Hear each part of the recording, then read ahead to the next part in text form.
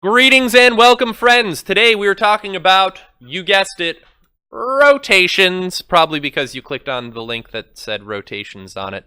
But rotations are another type of transformation, and we're going to discover all sorts of things about it. So a rotation is a transformation in which a figure is turned about a fixed point called the center of rotation. I love how aptly named these are. So there's a center of rotation. Rays drawn from the center of rotation to a point and its image form the angle of rotation. So here would be the angle of rotation. And actually, the direction that we go matters here, Ryan. It turns out that the direction of a positive angle is going to be counterclockwise. All right.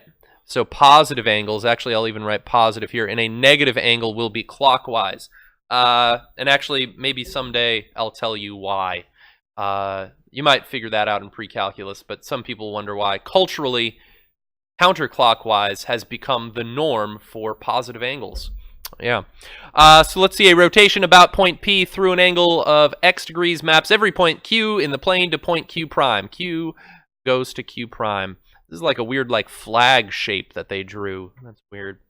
So that one of the following properties is true. You know what actually this makes me feel like? This feels like a constellation that is rotating about the night sky as the planet Earth turns. That's what it makes me feel like. So let's see. Oh, yes. Question, comment?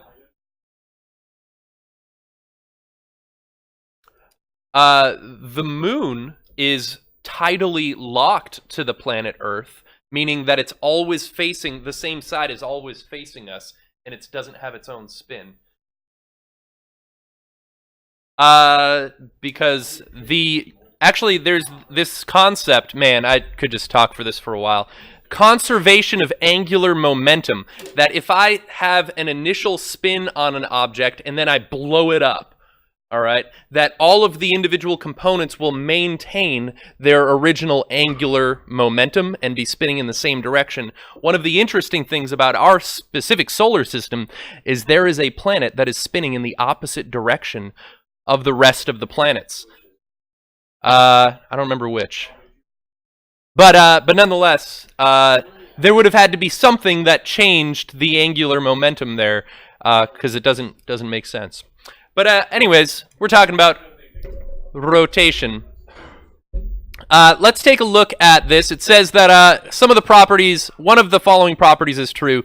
Either Q is not the center of rotation, and then these two segments are congruent. Excellent. Also, Venus is an Earth. Yeah, that one's on its side too, right? Yeah. Q, P, and Q prime P are both going to be equal in measure, and this angle is equal to x degrees formed by those rays. The other possibility is if your center of rotation was the point itself, then it just maps onto itself. All right, let's see how well I can do this. So you guys are equipped with some sort of protractor, and I'm going to do my best to be able to click through multiple layers, and this is going to be the biggest challenge of my life. Okay. It says, draw a 120-degree rotation of angle ABC around point P. So you're going to take your protractor and center it at point P. Point P, yes. And I guess I could initially have also drawn a line there. I'm going to do both. Here we go. Let's see how well I can do. So we're going to be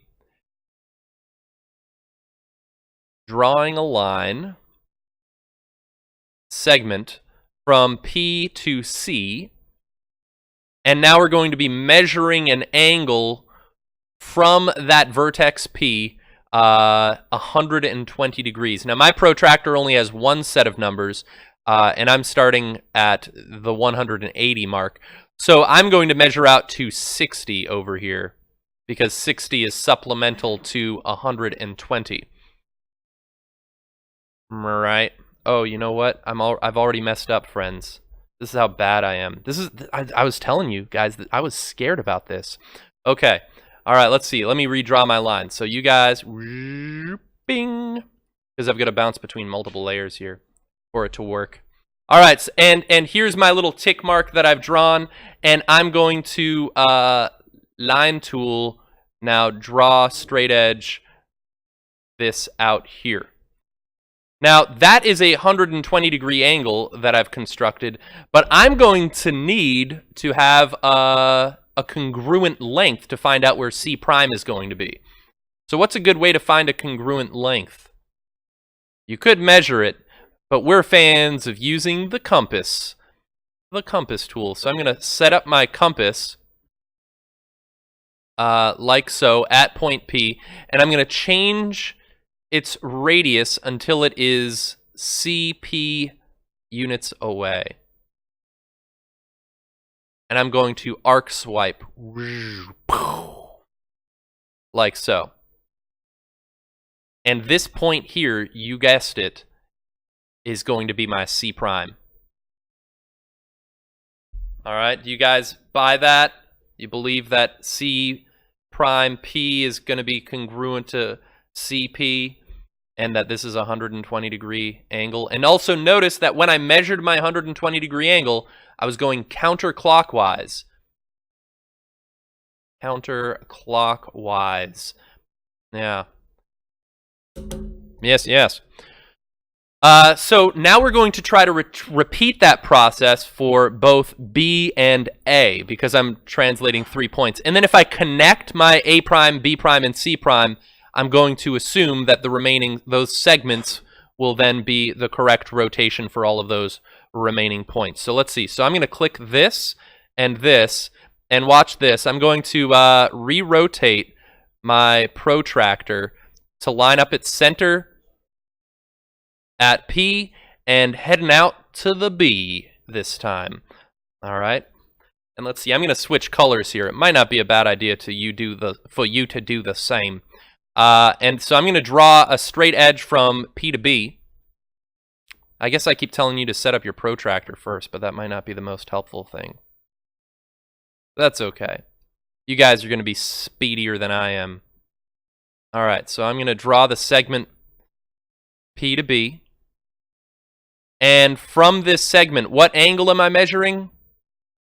120, which for me is going to be 60 on my protractor. Right? It's going to be the obtuse version of 120 on yours. And then let's see. Let's draw this ray. All right, and this is where you can see having multiple colors is helpful. But I need to figure out how far does this go before I find B prime. And so I'm going to need my compass.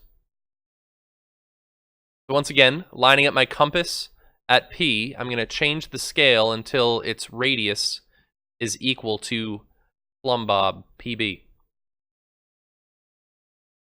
And swipe that arc. All right, I'm going to slow down a bit. So here is B prime. B prime. Yeah, well, that's why I'm glad we're doing like a 3-point figure, so that way you're getting the experience enough times, hopefully.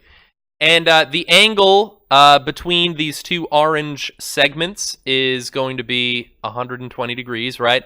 And B prime P and BP are going to be congruent in length.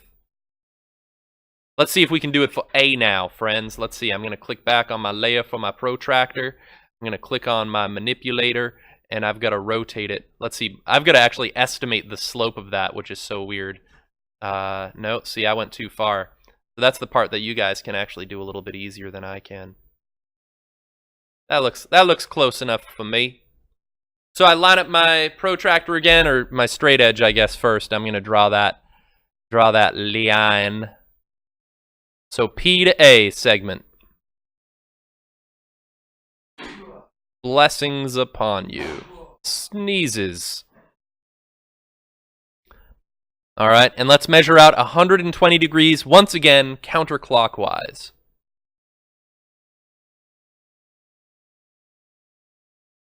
Let's actually We'll see if you guys can do the final point. I'll do a quick little walkabout, see how we're doing. Any questions?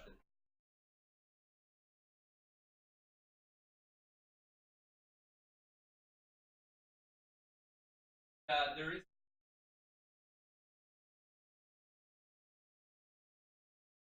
Yeah, I'll be actually. Looks like.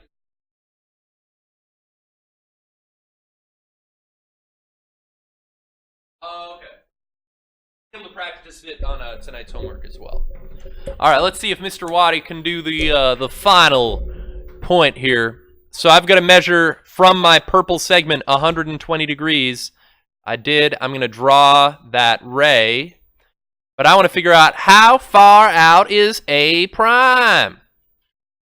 And the way I find that out is I take my compass. We're using like a bunch of tools today. This is good. And I'm going to swipe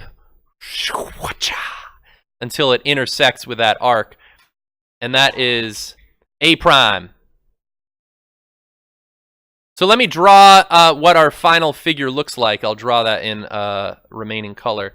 Let's see. I think I can finally get rid of my protractor. Bing. And, oh dear, why is it yelling at me? Oh, because I'm still in that fake layer. All right, guys, I'm learning my art tool here. Where's my A prime? Oh no, you know what I did?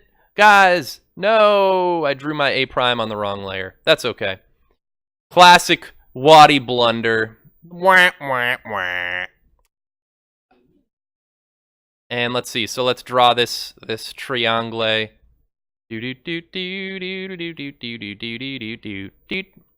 And rotations, as you guys probably suspect, are a rigid transformation. So A prime, B prime should be congruent to AB. All of the corresponding angles. This should be a 90-degree angle. Actually, that's a real test. Let's see if... No, I can't rotate because I'm still in the wrong layer. Oh, well, whatever. I was going to say you could actually measure A prime, C prime, B prime, that angle, and see if you get 90 degrees as an estimate of how well your construction worked. All right. So yeah, so that's the first type of activity we do, kind of this manual construction there. It says you can rotate a figure more than 180 degrees. The diagram shows a rotation of point A by 130 degrees to A prime, 220 degrees to A double prime. You could, so for instance, this 310 degree angle, I also could have thought of that as a negative 50 degree angle. Yeah, so there's multiple ways to do it, yep. And you can use coordinate rules to find coordinates of a point after rotation of 90, 180, or 270. So the classic is this rotation about the origin, and we'll end up getting some little rules for that, which sadly I rarely remember them. But I just kind of like visualize it, and I'm like, oh yeah, that makes sense. So that's what I do. So here's some coordinate rules, just like we had for reflections. Notice this. So this point, orange to blue, is not a reflection. Notice, right? It's at a different height, right? It's at a different location, different distance here to here. But as a rotation of 90 degrees, one of the ways you can do that is you change, right, the order of your x and y, and then you opposite the previously known as y coordinate. All right, so here's a bunch of these little properties. I don't expect you to memorize these. I just think that they're interesting, that you could discover that they are true. You could apply them. And on a test question, for instance, I would kind of reimagine and consider like, okay, where is this going to land? And I kind of recreate these, I guess, each time, which I don't do them enough that it's worth memorizing for me. But if you did this all the time, or if you were like a computer programmer and you were doing rotations of objects in three-dimensional spaces, it might be helpful to be able to write your code to do this, right, more quickly and just have that formula memorized. So let's see. Let's do example 2. Rotating a figure in the coordinate plane. Hey. All right. So I've pre-graphed our pre-image. You're welcome. Welcome. And let's see. we are going to graph quadrilateral R-stu with these vertices as labeled, and its image after a 270-degree rotation about the origin. So my point of rotation is P, right? And I'm going to rotate this 120 degrees. So let's use a property first. Let's try to find R prime. All right. Well, actually, let me write R again. So R was 3, 1, and R prime for a 270-degree rotation. They're saying I should just be able to swap these and then make my new y coordinate negative. So let's try that and see if it works. So if I swap those, so that's going to be 1, 3, and then I guess I just said the word negative. I should say opposite. In case it was originally negative, it would become positive. So they're arguing that R prime should now equal 1, negative 3 is where R prime would be. Now, just for a quick verification of that, we'll do this kind of graphically as well, just to see if this makes sense. And notice, all right, that segment and that segment definitely appear congruent.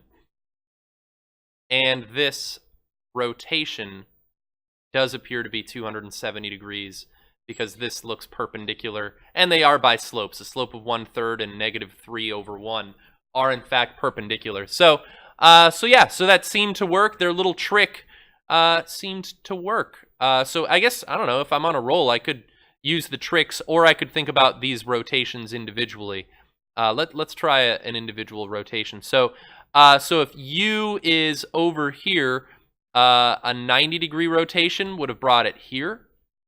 180-degree rotation would have brought it here, right, over here. And a 270-degree rotation would have brought it here. But as Ryan said earlier, I also can think of just 270 as a -90, right? So maybe you wanted to rotate -90 degrees in your construction of this. Yeah, it might be easier in this case. Yeah, so there's U prime. So whether you kind of do these visually is fine, or if you want to use the little tricks up your sleeve, you could do that as well. So let's see. So S is all the way over here. That's at 5, 1. So at -1, 5 would be a 90-degree rotation. At -5, -1, that looks like 180 to me. And it looks like it's going to be at 1, -5 for a 270-degree rotation there. Right, and notice that all of these are, in fact, 270, and that their corresponding segments are congruent. And let's see, the last one, good old T. Where you at, T? So let's see, T, I'll do it this one using this setup again. So T was at 5, -3. So T prime, according to the rule, would be -3, -5, right? If I swap them and then I opposite this one. So let's plot the point -3, -5, and here is the T prime. Not bad, not bad. Let's draw our little constellations here. Something like that was the original, and if I connect the dots, la la la la, connect the dots. Yeah, so it looks like that's a 270-degree rotation or a -90-degree rotation, and I'm fine with kind of you using both of those skills for your points to do the plotting. Not bad, not bad. Oh, guys, guess what? There's a rotation postulate. Believe, my friends. Just gotta believe in yourself, rotation postulate. Yeah, a rotation is a rigid motion, which I haven't been showing you some of the justifications. I think I've got it in your packet, but I guess I'll show our internet friends the argument for it being a rigid motion is here. And yeah, basically Because the rotation is rigid, it preserves all these things. Actually, this isn't an argument for it. This is just kind of like the conclusion of what it means. It means that all of the corresponding angles are congruent. So angle E is going to be congruent to angle E prime, and all of the corresponding segments are congruent. So EF is going to be congruent to E prime F prime. Right, so that's kind of what's going on there. Let's do example 3. Oh, composition. I think instead of composition, I think I said compound the other day. Or what, during the homework video today, maybe? Probably. That sounds like a classic Waddy mistake. But these are the sorts of mistakes that you might miss out on if you were taking the class with someone else. And so, think about that. No, they probably wouldn't even make these sorts of mistakes. Man, who would want that? So let's see. So here's R. Okay, so we've got these steps. Oh, and we're actually going to do this problem twice in 2 different ways. It says reflect it in the y-axis. So let's see. Let's do our reflection first. Our y-axis is the same as the equation x equals 0. You guys probably know it as the y-axis, though, right? Probably. And so if I reflect this point, R is going to be measured perpendicular and congruent to R prime, like so. It was 1 unit away. S is 2 units away, so 2 units away this way from the reflection is the S prime. All right. They called it a segment. I guess I should connect those dots there. That's fine. That's fine. Ba ba ba ba. All right, and then what do they want us to do? They want us to rotate 90 degrees about the origin. The origin. So here's my origin, and I'm going to rotate R prime 90 degrees, which I believe would land this way. Do R double prime. Are you guys feeling that? Also notice this is counterclockwise 90 degrees. The origin is the intersection of the x and y axes. Man, I can't draw that S prime to the origin. My line would get all wobbly at that distance. Wait a minute, is this? Wow, that segment actually happens to coincide. Wow, those are collinear with the origin. That's weird. And so if I flip this out here, I believe I'm going to land right here. Right? For S double prime. S double prime. Yeah. Well, I'm once we have a coordinate plane, I think it's okay to visualize it.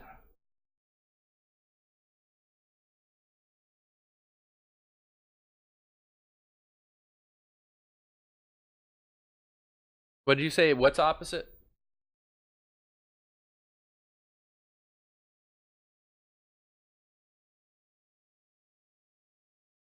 Oh, for the reflection part? Yeah, you don't have to draw these purple lines that I drew. Yeah. Let's have you guys try. It's called Monitoring Progress Question 3.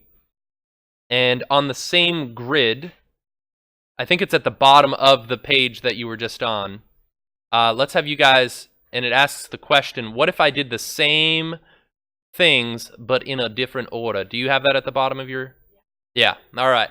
So on the same grid, let's have you guys try doing this as 1 and then this as 2 and see if the order matters. Yeah, so I'll walk around for a minute and see what you guys are thinking.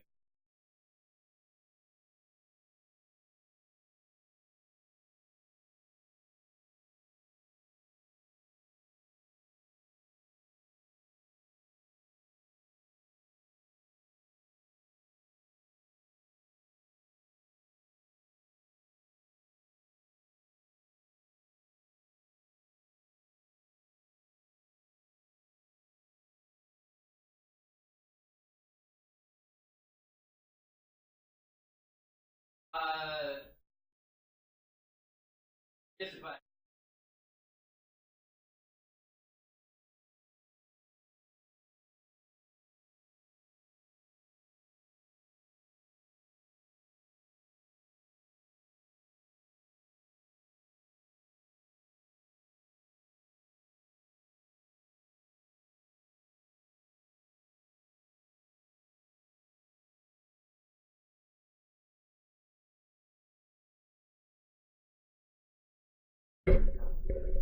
but still. No need to distract students in other classes. Shouldn't distract him, though. He's got to focus on his coaching right now.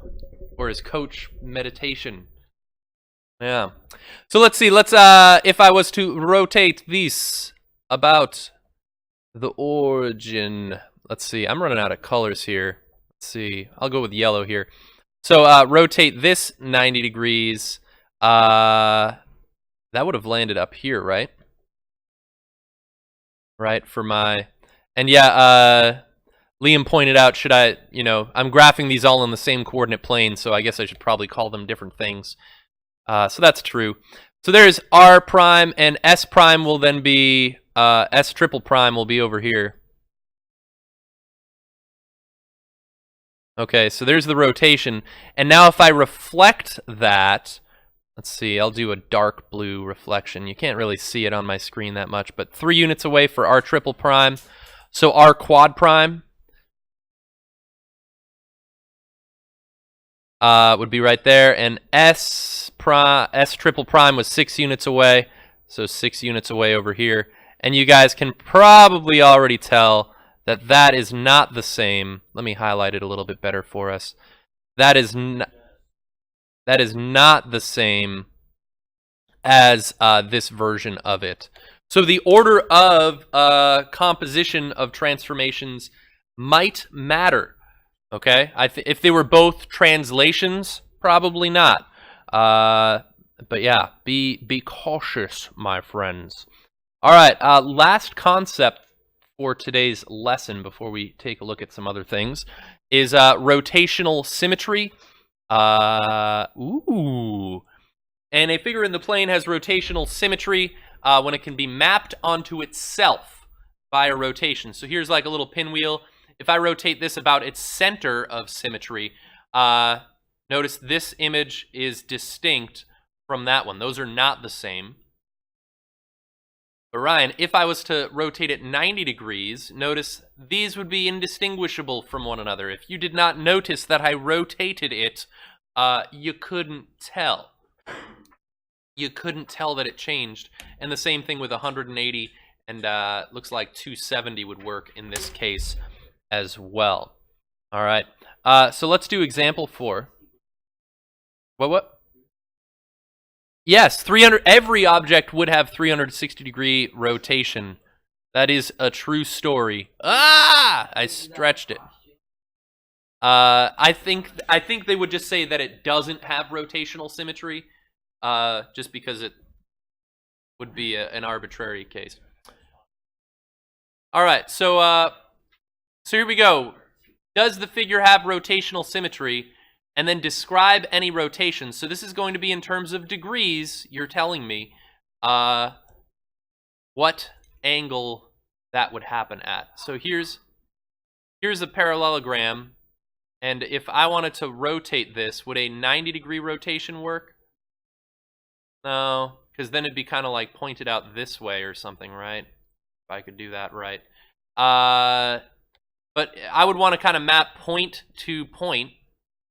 And it looks like that would be 180 degrees. Right, 180-degree rotation. All right, so for octagon, I'm going to pick its rotational center. And you kind of can just pick, a point of reference. So if I pick the vertex, I could use that as my reference point. Or I could pick the midpoint of the side and use that as a reference point. And I think in this case, because this happens to be regular, it's going to have a whole lot. So this is, how could I figure out what angle that is?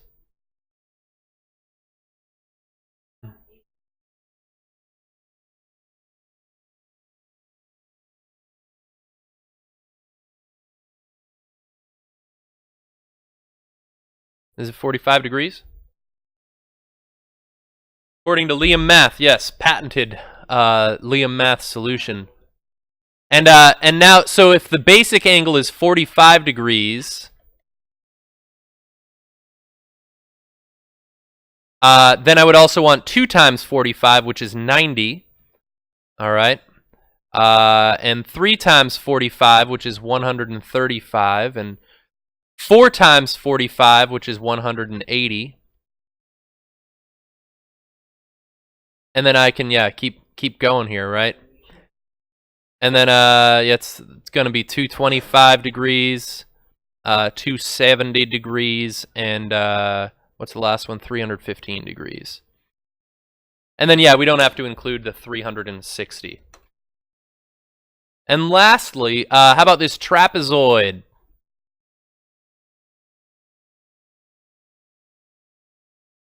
Yeah, we'll just say no. Right? Yeah. Okay, so that's what we're talking about today. Thanks for visiting, internet friends. Bye.